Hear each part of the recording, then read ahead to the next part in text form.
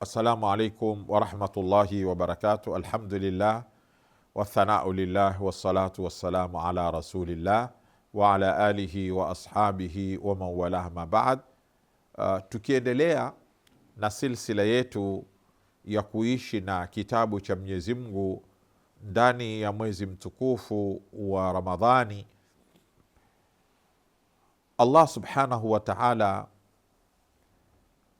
ametufupishia kama anavyoeleza Ibnul Qayyim rahimahullah, Uislamu wote katika iyaka na'bud wa iyaka nasta'in. Uislamu wote na haraka za mwanadamu zote zipo katika iyaka na'bud, wewe peke yako ya Allah tunazielekeza ibada zetu kwako wewe, wa iyaka nasta'in, na kwako wewe ya Allah tunaomba usaidizi.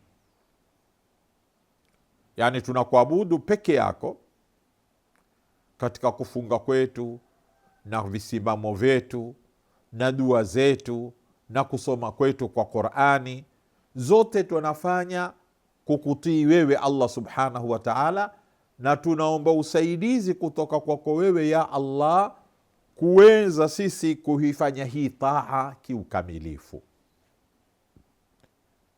Sema Ibnul Qayyim, Qur'ani imefupishwa katika surati al-Fatiha yote, na surati al-Fatiha nayo imefupishwa katika neno la iyaka na'bud wa iyaka nasta'in. Mwanadamu akifahamu hakika ya ubudia na kwamba hakuna anayestahiki kuomba usaidizi isipokuwa Allah subhanahu wa ta'ala katika mambo ambayo mwanadamu hawezi akakusaidia kwa chochote, basi wewe ushaujua Uislamu wako vizuri. Ukielewa hii aya, kaa uizingatie, kwa sababu hiki kitabu kimetakikana sisi tukisome na tukizingatie. Kitabun anzalnahu ilaika mubarakun liyadabbaru ayati, kitabu kimeteremshwa kwetu sisi chenye baraka, lakini yatakana tufanyeje? Liyadabbaru ayati, ili tuwe ni watu wenye kuzingatia haya maneno ya Mwenyezi Mungu subhanahu wa ta'ala. Waliyatadhakkara ulul albab, na wale wenye akili wapate mazingatio katika maneno ya Allah subhanahu wa ta'ala. Kwa hivyo wewe mwanadamu, yataka ukisoma maneno ya Mwenyezi Mungu subhanahu wa ta'ala uyasome kwa kuyafikiria kwa kina. Ubudia, unapokubali kwamba wewe ni Abdullah, ni mja wa Mwenyezi Mungu, kwamba ibada zako zote huzielekezi ila kwake na hutefuti usaidizi ila kwake, ukaelewa mambo haya mawili kisawasawa zake, wewe utakuwa umefaulu.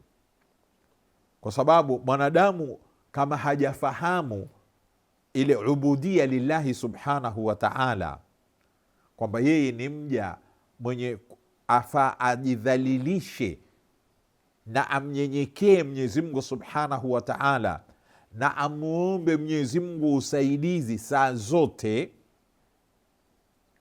Tukifahamu aya hii vizuri, tutakuwa tumefahamu risala yetu katika hii dunia.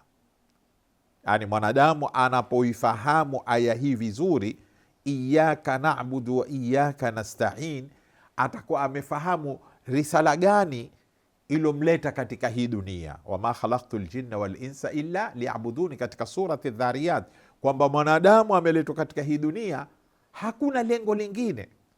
Yeye ni amwabudu Mwenyezi Mungu peke yake, na atafute usaidizi kwa Mwenyezi Mungu peke yake, na aondoshe zile kadasa za kuwatukuza wanadamu zenye kumwingiza yeye katika shirki ya kumshirikisha Mwenyezi Mungu subhanahu wa ta'ala katika maombi yake na dua zake, awe anazielekeza kwa Allah peke yake.